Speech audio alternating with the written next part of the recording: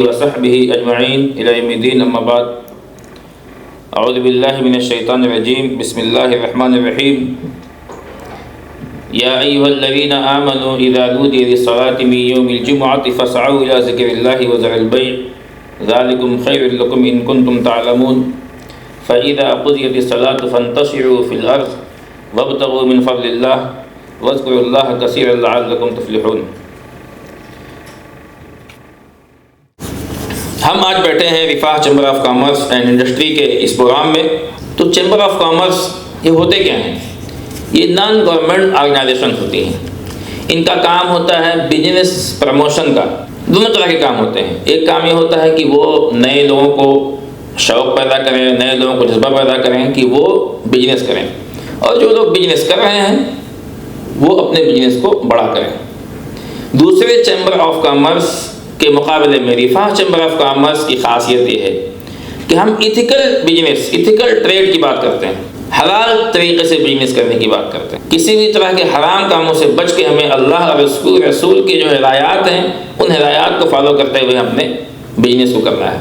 We are network of entrepreneurs. ये एक group है, प्रोफेशनल्स हैं, बिजनेसमैन हैं, ट्रेडर्स हैं, जो मुल्क की इकोनॉमिकल अपलिफ्टमेंट है एक दूसरे के साथ मिलके मुल्क की जीडीपी में इसको बढ़ाने में रोल प्ले करता है। ख़ास तौर से कम्युनिटी बेस्ड की एक बहुत अच्छी मिसाल हमारे चेयरमैन साहब ने एक प्रोग्राम में दिया कि एक जहाज़ होता है, हवाई जहाज़, उसमें बहुत सारे पार्ट्स होते हैं छोटे छोटे, कुछ लोहा है, कुछ प्लास्टिक्स हैं, है ना, उसका टायर है, बहुत सारी चीज़ें हैं, लेकिन उसमें कुछ स्क्रू भी लगे होते हैं, छोटे से नट बोल्ट स्क्रू। अगर वो उस जहाज़ से बाहर कहीं फेंक दिया जाए यूँ ही, उसकी कोई वैल्यू नहीं, कोई हैसियत नहीं है। लेकिन उसके बगैर वो जहाज़ उड़ भी नहीं सकता है। अब उसकी वैल्यू सोचिए कितनी होगी। एक कंपनी है, एक छोटा सा चिप बनाती है, चिप, और उस चिप के बगैर दुनिया की कोई मेट्रो ट्रेन चल नहीं सकती है। तो जब वो चीज़ एक कम्युनिटी में, यानी अपने जो उसके साथी हैं उनके साथ जब जुड़ गई, तो उसकी हैसियत कहाँ से कहाँ पहुँच गई। और अकेले क्या है, बेहैसियत हो जाता है इंसान। अकेले आप अमीर बन जाएंगे, अकेले बड़े आदमी बन जाएंगे, तो आप सोचिए कि क्या होता है कि इंडिया के पार्लियामेंट में गाली भी पड़ जाती है, असेंबली में थप्पड़ भी पड़ जाते हैं। क्यों? क्योंकि वहाँ इंसान कमज़ोर है, तादाद में कम है। लेकिन अगर वहीं तादाद में ज़्यादा होते, मजबूत होते, तो क्या किसी की हैसियत थी कि वो गाली देगा, थप्पड़ मारेगा? बिल्कुल भी नहीं। हमारा जो रिफाह का कोर काम है, एक तो यह है कि हम नेटवर्किंग अपॉर्चुनिटी फराहम करते हैं। जिस तरह से आज हम बैठे हुए हैं, हम में से हर एक ने अपना तारीफ कराया, अपने बिजनेस के बारे में बताया। हम में से कितने लोग ऐसे हैं जिन्होंने सबका नाम, सबका चेहरा या सबके बिजनेस याद कर लिया? हाथ उठा दीजिए। कोई नहीं। मुझे भी सबके नाम, सबके काम, सबकी शक्ल नहीं याद हुई, कैसे होगा? तो ये एक बार में नहीं होता है, इसलिए हमें मुस्तकिल मिलना होता है। बिजनेस नेटवर्किंग का मतलब ही ये होता है कि आप मुस्तकिल मिलें। बाज़ ऑर्गेनाइजेशंस वीकली मीटिंग्स करती हैं, बाज़ 15 रोज़ में करते हैं। अभी रिफा छत्तीसगढ़ ने प्लान किया है कि कम से कम 15 रोज़ में एक बार हम मीटिंग करेंगे। जब आप मिलने लगेंगे, उठने बैठने लगेंगे, एक दूसरे का नाम याद होगा, एक दूसरे के बिजनेस याद होंगे, तभी वो बिजनेस एक दूसरे को दे पाते हैं। मेरे साथ खुद अभी एक वाक़या ये हुआ कि मुंबई में एक साहब हैं हमारे जो नॉन वूवन फैब्रिक के बैग बनाते हैं। चूँकि मैंने डिजिटल मार्केटिंग वगैरह से काम किया हुआ है, तो वसई में कंपनी है, वसई में कोई भी सर्च करता है बैग मैन्युफैक्चरर, तो सबसे ऊपर मेरा नाम आता है, बक्कल लगेज इंडस्ट्रीज LLP। आप भी गूगल करेंगे बैग मैन्युफैक्चरर इन वसई, तो मेरा ही नाम सबसे ऊपर आएगा। तो वो फ़ोन करते हैं कि सर ये बैग है, बनाते हैं क्या? हम बोलते हैं कि फ़ोटो भेजिए। आप फ़ोटो भेजा, सीधा कहते हैं नहीं ये मेरा काम नहीं भाई, ये वाले बैग हम नहीं बनाते। तो अभी क्या हुआ कि हमारे एक साथी जो नॉन वूवन फैब्रिक बनाते हैं, 3-4 महीनों से वो हमारे हर इवेंट में आ रहे हैं, अपना स्टॉल लगा रहे हैं, स्टैंडी लगा रहे हैं, स्टॉल लगा रहे हैं। तो जब मुस्तकिल आना जाना हुआ तो मुझे उनकी शक्ल भी याद हो गई, काम भी याद हो गया। अभी हमने एक हफ्ते में उनको 2 लीड दिया। जो मेरे पास आया, हम नहीं करते, हमने कहा नहीं हमारे साथी हैं, उनको कनेक्ट कर दिया एक दूसरे को। तो ये 4 महीने लग गए। इसी तरह से यहाँ पर जो हमारे अहबाब बैठे हुए हैं, जब आप मुस्तकिल मीटिंग करेंगे, एक दूसरे के साथ मिलेंगे। दूसरा काम ये है कि नेटवर्किंग असल होती है इसके बाद। जैसे आपने नाम सुना तो बहुत लोगों ने एक दूसरे के, हमने देखा कि कलम लेके नाम लिख रहे थे, वो नाम लिखा, काम लिखा। अब इसके बाद असल काम है उनके पास जाइए, उनकी ऑफिस पे जाइए, फैक्ट्री है तो उनकी फैक्ट्री पे जाइए, या कहीं चाय खाने पे कॉफ़ी पे बैठिए, एक दूसरे के साथ बातें कीजिए। आप सोचिए, मुंबई में इस्लाम जिम खाना है, उसकी फीस है 3.5 लाख रुपए सालाना, सिर्फ मेंबरशिप के लिए। क्यों? कि वहाँ लोग आते हैं, बैठते हैं, चाय पीते हैं, गप्पे करते हैं शाम में। इसी तरह से आप देखिए सैटरडे क्लब, फलाना क्लब और क्या ना क्या, बहुत सारे जो है एसोसिएशन इस तरह के होते हैं जो काम ही सिर्फ ये करते हैं। और हाल यह है आज की मुसरफ तरीन ज़िंदगी में कि शादियाँ भी अब दलाल लोग करा रहे हैं, है ना। किसी को बच्चे के लिए रिश्ता चाहिए तो उसको समझ में आता है, क्यों?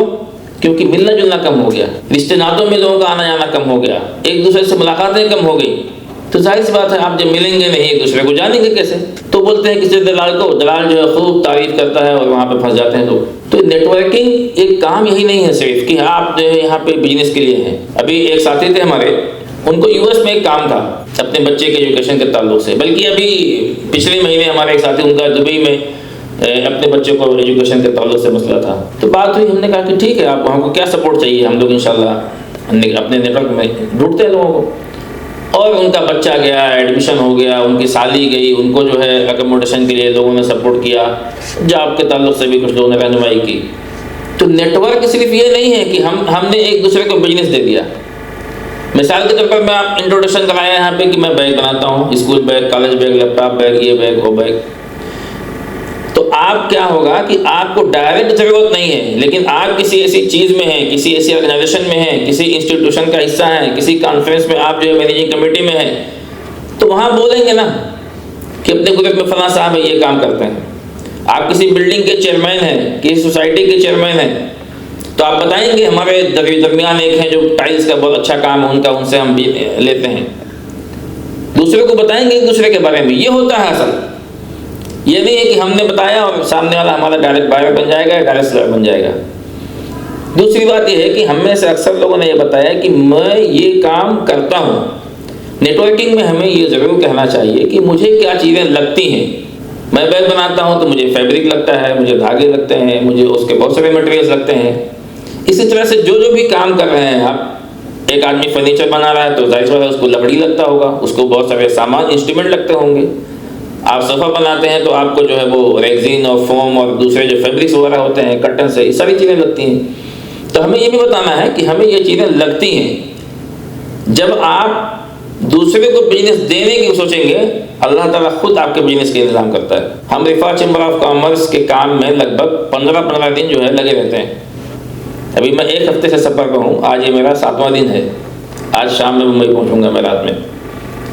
बिजनेस कैसे चल रहा है? तो अल्लाह ताला ऐसे इंतज़ाम करता है आपके लिए। और मैं लैपटॉप में मेरे पास है मेरा ग्राफ, मैं आपको दिखा सकता हूँ कि जून के मुकाबले में जुलाई में मैंने ज़्यादा बिजनेस किया, जुलाई के मुकाबले में अगस्त में ज़्यादा बिजनेस हुआ, और अगस्त से सितंबर अच्छा जा रहा है।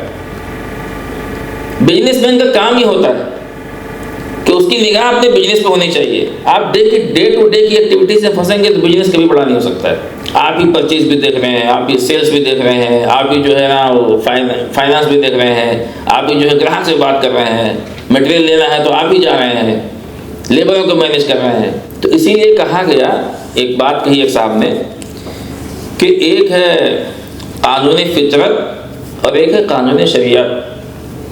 कानूनी शरीयत का मतलब ये हुआ कि हम नमाज पढ़ना हम पे लाजिम है, लेकिन अगर इंसान उसमें आगे पीछे हुआ तो अल्लाह के साथ डायरेक्ट मामला है, वो चाहे माफ़ करेगा चाहे कुछ सज़ा देगा। लेकिन कानूनी फितरत ये है कि आग का काम है जलाना। अब हम पैर डालें उसमें नहीं, हम तो बहुत अल्लाह वाले हैं और अल्लाह ने लिखा होगा तो चलेगा। अब आप सोचिए उसको क्या कहेंगे आप? आग का काम ही है जलाना, उसमें पैर डालेंगे तो जलना ही जलना है। इसी तरह से बिजनेस में होता है कि बिजनेस के जो रहनुमा उसूल हैं, एक तजारत के जो रहनुमा उसूल हैं, जिन चीज़ों को फॉलो करके दुनिया की 90% या 99% कंपनियां ग्रो हुई हैं, वही चीज़ करके हम भी ग्रो होंगे। हम सोचेंगे नहीं, हम तो दुकान खोल के बैठे हैं, अल्लाह ने लिखा होगा तो बिजनेस आएगा। भाई पहले कोशिश कर लेना है। जिसे कहा गया कि जो है एक सेल्स में inbound sales, outbound sales. Inbound sales का मतलब ये हुआ कि आप बैठे हैं दुकान खोल के, जो आया सो आया। आउटबाउंड सेल्स का मतलब है कि नहीं, आप जाते हैं एग्रेसिवली अपने प्रोडक्ट के बारे में बताते हैं। तो आज भी हम जो आए हुए हैं, हम आए ना यहाँ पे दूसरे को बताने के लिए, दूसरे के साथ शेयर करने के लिए।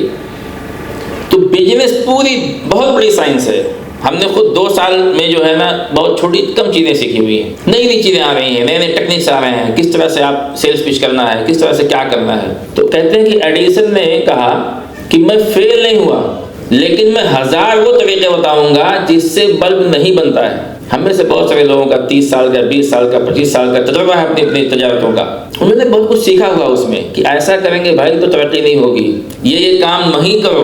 तो ये एक दूसरे से साथ सीखना है।